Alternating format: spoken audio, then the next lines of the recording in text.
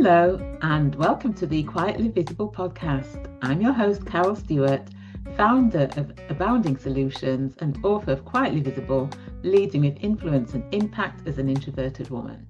And this is a podcast for introverted women who want to thrive as leaders and in life. And for those of you that aren't introverted or not women, it's for those of you who want to be authentic. You want to lead and thrive as your authentic self. And if you're not subscribed to the YouTube channel, then do hit subscribe and do share this episode so that more people can benefit from it. And today's topic, I'm going to be talking about something which I think is very important for introverted women, and not just introverted women, but introverted men as well, for all people who are introverted. And we're going to be focusing on why leaders must manage cognitive energy, not just time, and understanding how the brain's energy system impacts clarity, empathy, and decision making. And to talk about this, my guest today is Alex Davids, who is a high performance coach with 20 years of experience helping leaders perform at their best without burning out. So hello, Alex, and welcome. Thanks, Carol. It's so lovely to be with you. Your evening, my morning. Yes.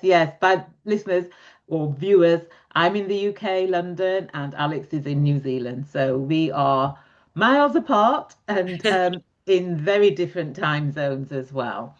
So it's great to have you on the podcast. So before we get into the nitty-gritty, tell us, who is Alex? Tell us a bit about you and who you are and what you do. Oh, well, it could be a deep dive question, but we'll keep it around so it supports your listeners. I was over in the UK for about 12 years. Prior to that, I grew up in the US, but now I'm back in my original home country of New Zealand. And I've always had a passion for people and understanding people. I studied psychology at the University of Colorado, and although I didn't think I would necessarily do anything with my psychology, but as life is a funny old thing and evolves, when I look back, it was probably the perfect thing for me to have studied. Um, I've always been interested in helping groups understand each other and working through challenging things, conflict, and I did a lot of that at university. And when I came out of university, helping our local government and the big university I went to learn to connect and create an understanding for the two groups' needs. Um, and I won't go into my entire career background, but effectively I've done all of the work I've done has been in helping people understand who they are and so that they can understand how they show up in their organizations and their lives, but also what keeps them energized and what takes away their energy. And that originally started with the psychology background. Then I moved into a values, understanding values in organizations. And then I've come all the way back around to learn how to use neuroscience. So I brought neuroscience into the mix about 10 years ago with a business partner she's now running our organization, which is fantastic. But we started the business about 18 years ago in the UK. So the largest problem that we saw as part of this business coaching firm that I was originally part of was all the executives they were dealing with were hitting a wall at some point. Either burnout was not a widely used term back then, but it was certainly what we were seeing was exhaustion, not being able to find the energy that they used to have for what they did.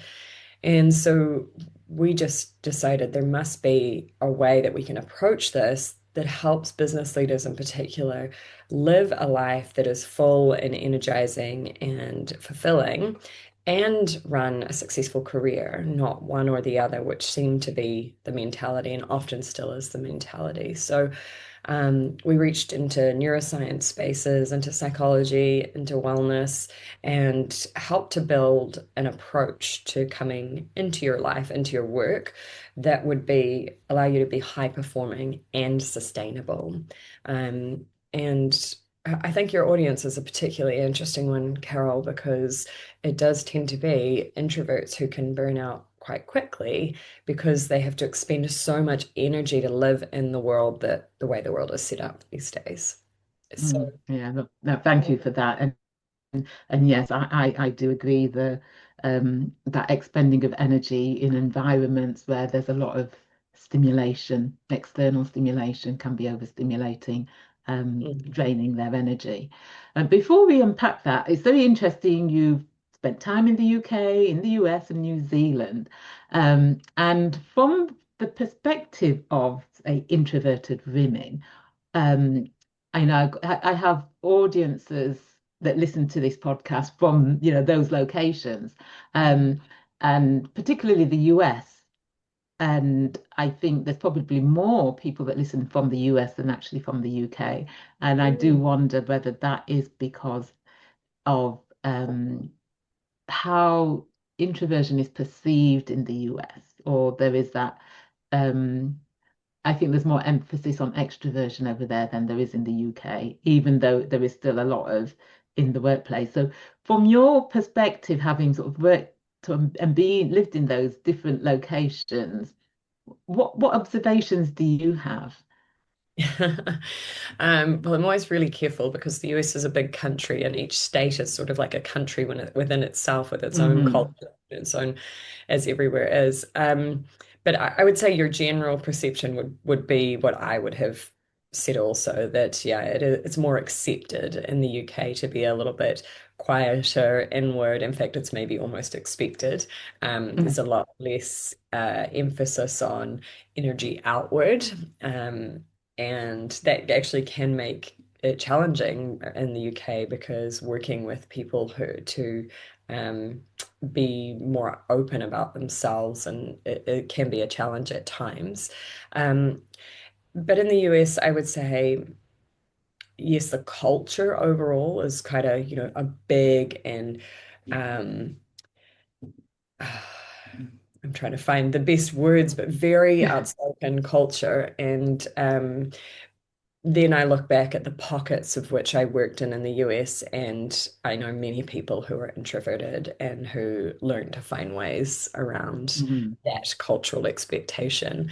Um, but yeah, I would say your reflections are probably at a general level pretty accurate. Yeah. And what about New Zealand? What's that like? Um, New Zealand probably a little bit more like the English. Of course, Hmm. that's where our heritage comes from, or our yeah, the colonizers came over from. Um, but there is a really proud sentiment in New Zealand. So people are very country proud.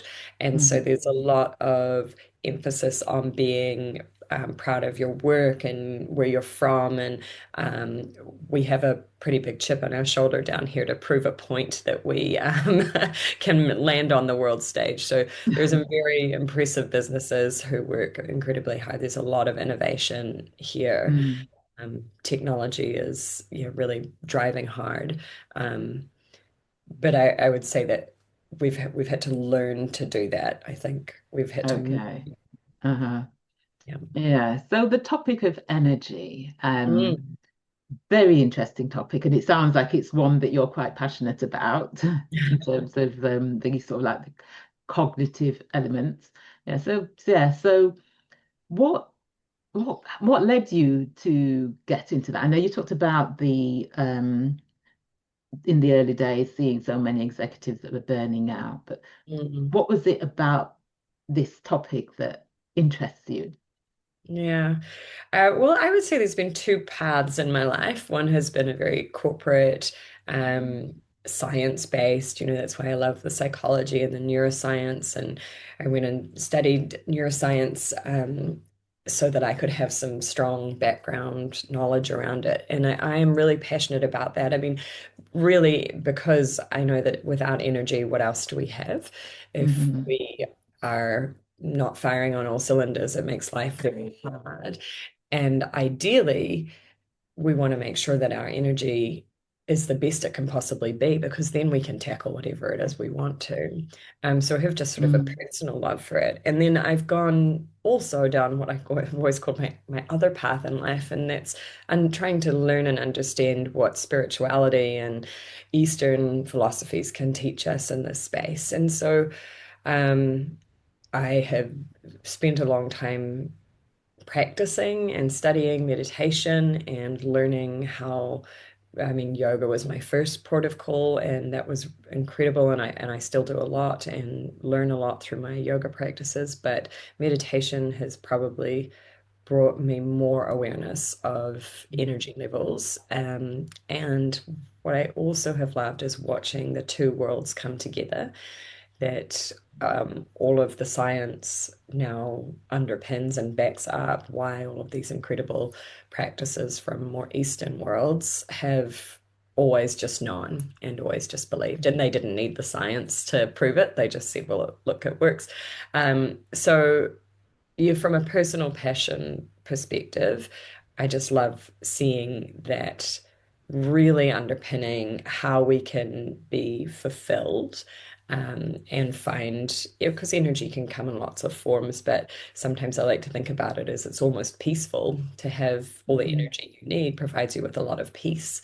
And I think at the end of the day, most of us are out there looking for peace or happiness, although I think there's always something underneath that happiness word, um, Mhm. but more peacefulness within ourselves and within what we do. So I feel really fortunate that I've doesn't always happen that way, but landed in a career where I'm really personally passionate about the topic, Mm. and Mm.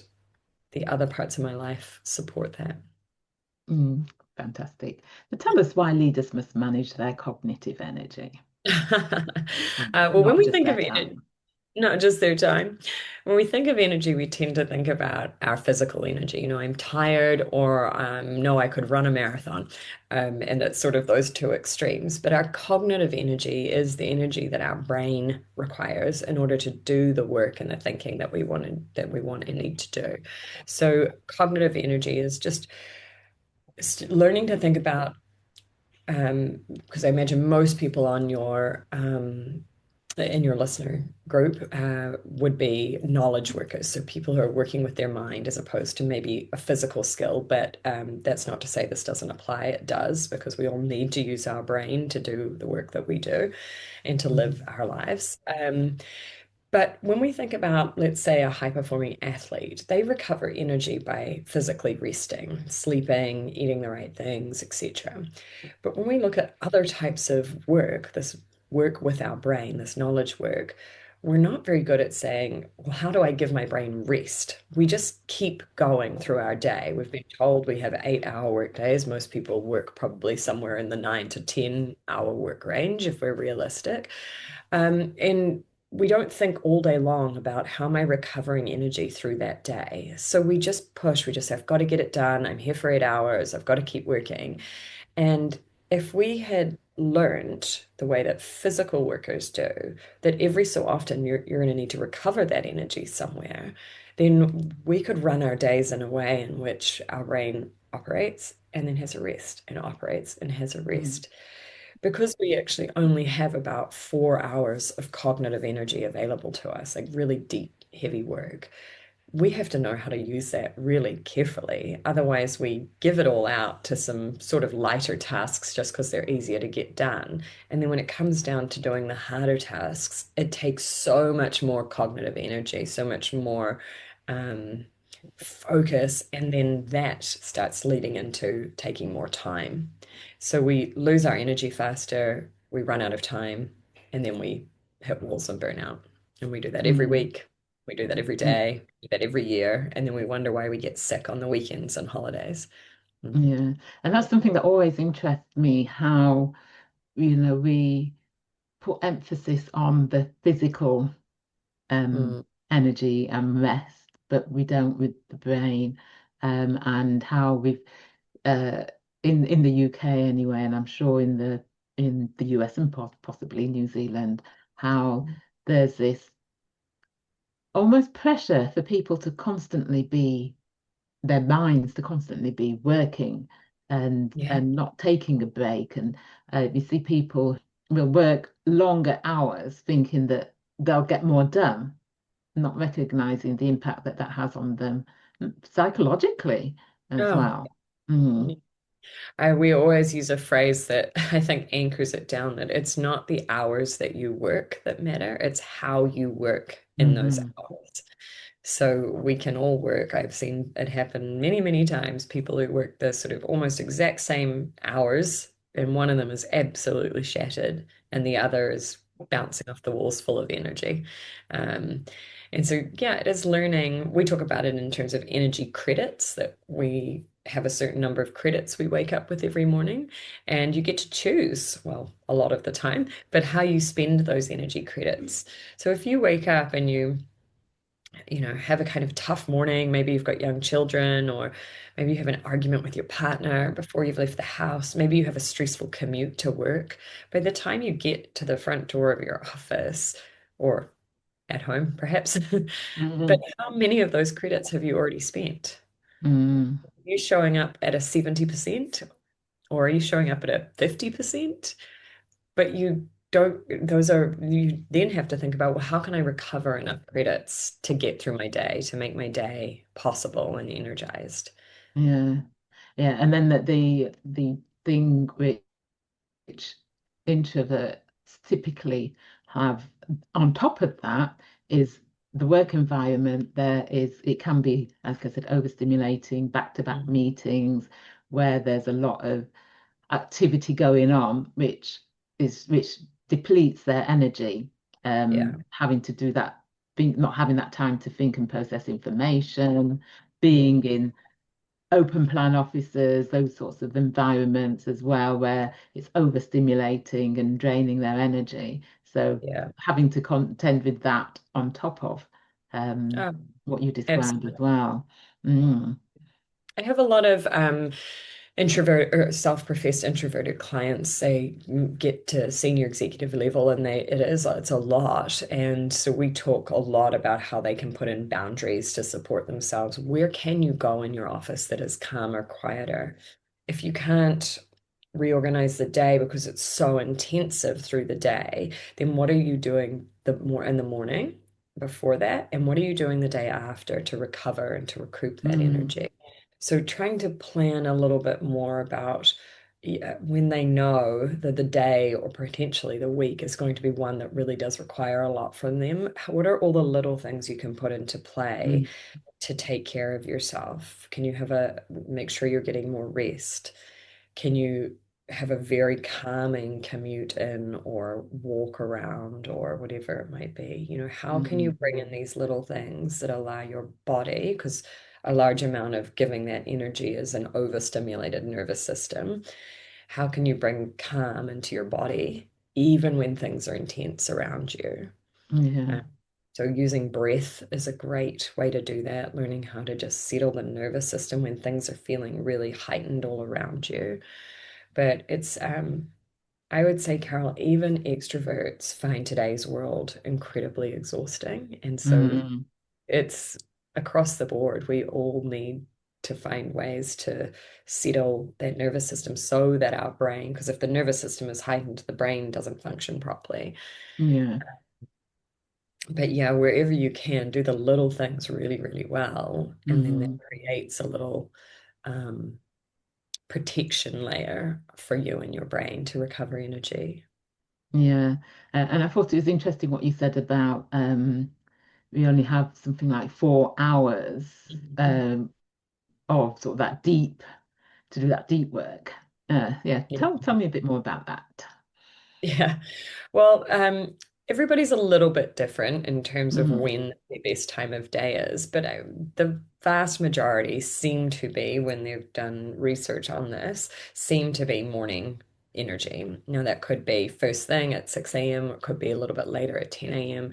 There is a group of people who have a lot more energy in the afternoon, but it is a much smaller group. And there are a few people who say they come online and get more energy in the evening. But usually, when I dig into that, they tend to have a lot of other things going on. They're not planning super well.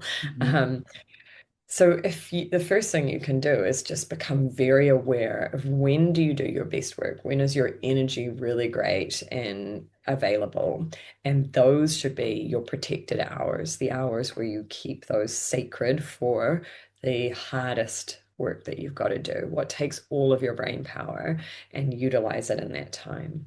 What we do in offices is we tend to hold all our team meetings in the morning. And so we have these meetings that really are quite easy and relaxed and just about Mm. catch up. And we're doing it in our most effective block of time. So I tell teams all the time, I say, have your meetings at 3 o'clock when everyone's kind of flat and, that's okay. You're just sitting around having an update meeting. What you Mm. need is when you're doing the work to keep that at a time where you've got the focus for it. Yeah. And the thing is, a lot of this people know, Yeah, but intuitively. when it comes to putting it into practice, particularly when their back's against the wall and they're under pressure, then it can often just go out the window and they revert to um, what they used to. And what thoughts do you have about that? Yeah, it's very true. When we're under pressure, everything can go. Um, Mm. So it takes some practice is the first part. And I would say to people, it's still worth when you've got a little bit of space, it's still very worth practicing. Okay, how do I want to run my day? How do I run my week so that I can get that recovery regularly, take little breaks through the day. They can be as small as drinking a glass of water, taking a stretch, but do them regularly. Do them as soon as you start to feel your energy dip, not push through. Um, because the more you practice it, the more the neuroplasticity in your brain, the flexibility of your brain, helps you to create a new connection. So the new connection gets stronger and stronger the more we do it. So effectively, if we start saying, okay, every time we all have different optimal focus periods. It's one of our tools on our website. You can go and try out to get an idea of what yours is. But let's say it's 20 minutes. So for 20 minutes, I'm going to work and then I'm going to make sure I stop and I drink some water. And then I've got another 20 minutes in me. And if you can start to teach yourself to operate in that way, then when the pressure starts to hit, you will have an automatic response, which is 20 minutes, 20-minute cycles. If you've only been practicing it for a week, then yes, you might have 25, 35, 45, 55 years of building a neural wiring that doesn't support that. So yes, it will be harder, but at least you're starting to build that. It's like building a muscle. You're building the strength to operate in the cycles that are best for you. Yeah. And that's something I often talk about is that, to build a muscle and to maintain that muscle, you have to work at it. And it's the same in this. It's something that you need to be constant at, constantly putting into practice Yeah. so that it becomes Yeah. a habit. Mm. Constantly putting into practice and just um habitual or regular spaces can be really helpful, especially for an introvert. The hardest thing about going into new situations for everyone, but particularly for introverts, is they require a lot more energy. Your Mm. brain is literally taking in or every new little thing that's happening, and that's causing cognitive drain. And so if we can create situations that are more familiar and that we're more comfortable in, we just don't use as much energy. And Mm. it becomes your brain says, oh, yes, I recognize all of this, everything's safe and good and well. Whereas in a new situation, it's good to be aware that we will drain more energy quickly because our brain is doing what it was designed to do, which is keep us safe. And so it's looking Yeah. around for any signs that we might not be safe. And it does, takes more from us. Yeah. And one of the things which I think plays a big part in this constant work that we Mm, find so many people um, doing is technology. As technology's advanced, yeah, people expect things yesterday. Yeah, yeah, I'm old enough to remember the days when uh, before emails, when we had to type memos to send, and you had to wait for a response. But now everything's instant. Mm. I know. I remember those days too. I'll still remember when we were told that email's now an official form of communication. And I thought, what, you have to check your email every day? It just sounded crazy. But yeah, technology is unfortunately a large part of the problem, and it could be a good part of the solution, but we have to learn the discipline for how to use it rather than letting it use us, which tends to be what's Mm. happening at the moment. There's an incredible topic that's very widely studied now called continuous partial attention. And this is this idea that we are now just so distracted all the time. We're constantly looking at the two or three tabs, maybe at where our phone is. And there's just so much information coming at us that we are only giving Mm. partial attention to everything. And Yeah. that is incredibly cognitively draining. Yes, I was going to ask, in terms of the impact of that on cognitive energy, um, that must be quite draining to Yeah, be. very, very. Even Mm. having, I was speaking to someone about this just this week, but even having your phone on your desk, even if it's turned off or upside down, is still draining your energy because your brain is an amazing thing. And in your subconscious mind, it is continuously grabbing information around it. So it's grabbing the side of the phone and processing, maybe there's something on there I should look at. And you know it's tempting. And um, Mm. so it can drain your productivity quite significantly just by having it in your vicinity. So I Hmm. really encourage people, if you've got a piece of work you need to do, move the phone out of your reach and out of your sight so that it's not something your brain is trying to grab at for 2 seconds. Because every time we switch off a task, even for a moment, it takes a good 30 seconds for our brain to re-engage in what we were doing. Mm. And if you add up all those 30 seconds across a day, that is a huge amount of productive time. It, it is, it really is. I remember some years ago, Microsoft did a study amongst their employees um, as to how long it took them to get to re-engage with what they were working on every time they stopped to respond to a notification. And they Yes. found it took an average of 15 minutes. Wow. And I remember at the time thinking, gosh, you people getting hundreds of emails a day. If every time they stopped to and that was before the days of sort of like chat teams, chats, and instant chat Slack. messaging.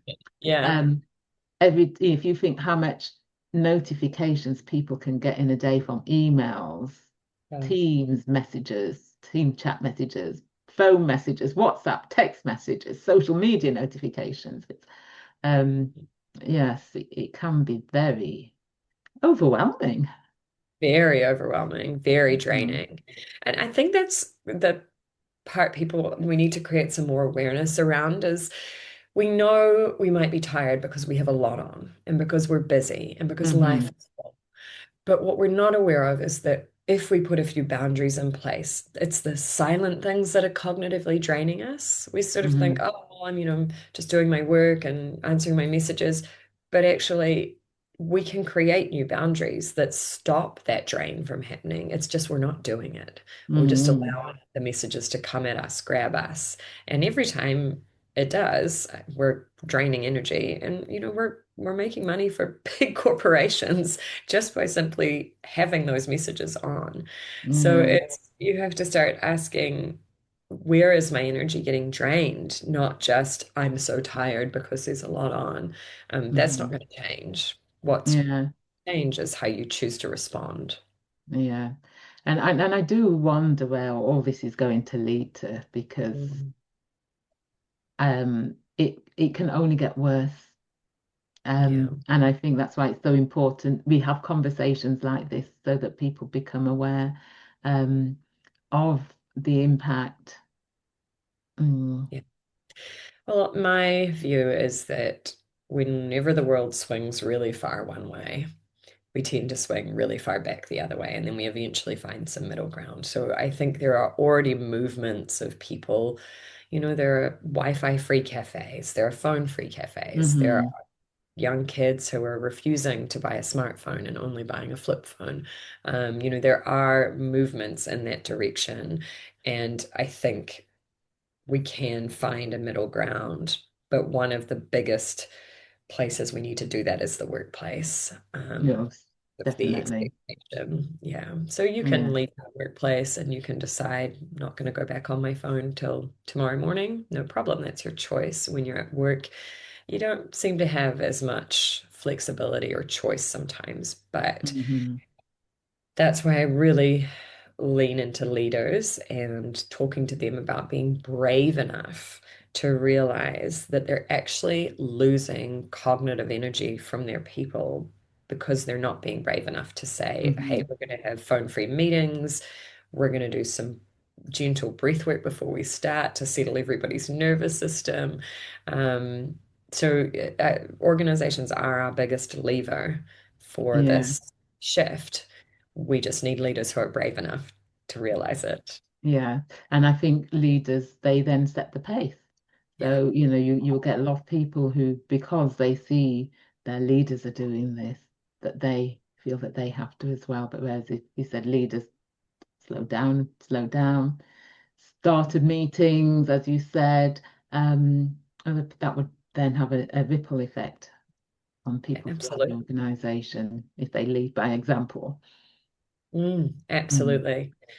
Yeah, I'm in the process of writing a book about this, called The Okay. Stillness Rebellion. So I'm just helping to form the ideas around knowing and understanding that Hmm. in order to create a world where we are more energized and more sustainable, we are going to have to probably rebel against what has become to feel like the natural flow of things, but is actually really far from our natural flow of Mm. we have to learn how to come back to being more human and really understanding that how does a human body and brain work at its best? Hmm. Well, not the way that we're doing it now. And so we're not getting the best out of ourselves or each other.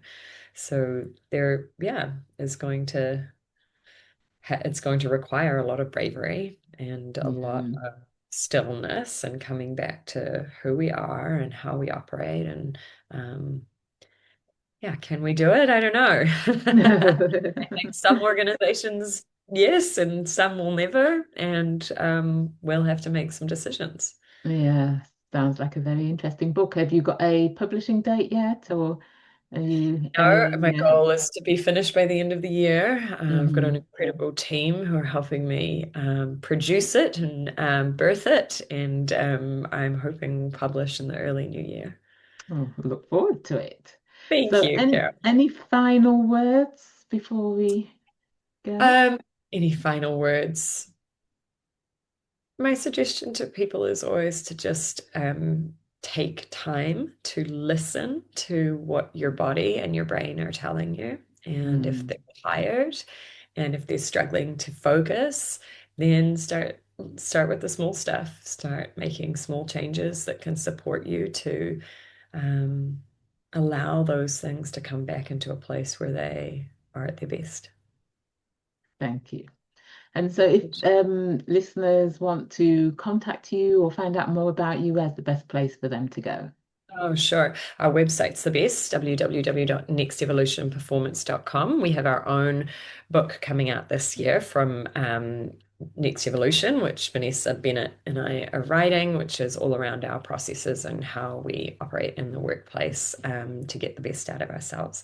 So you can find information about that there. We also have free webinars every month that you just sign up online. If you can't make the time, then you can get the recording if you've signed up. And those are called 2020 Clear Views on the Neuroscience of Leadership. And they are 20 minutes of us on a topic and 20 minutes of open Q&A. So you're welcome to join us on those.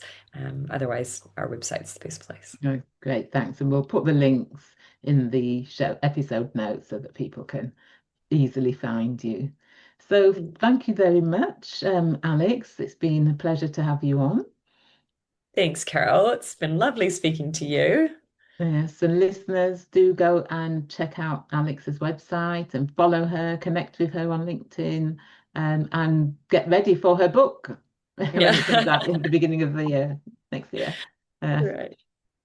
So thank you for listening, everyone. And if you're wanting to increase your confidence, influence, and impact, if you've not completed the free assessment on my website, go to aboundingsolutions.com. Under the free resources, there's an assessment that you can complete that will give you ideas about what areas that you can focus on.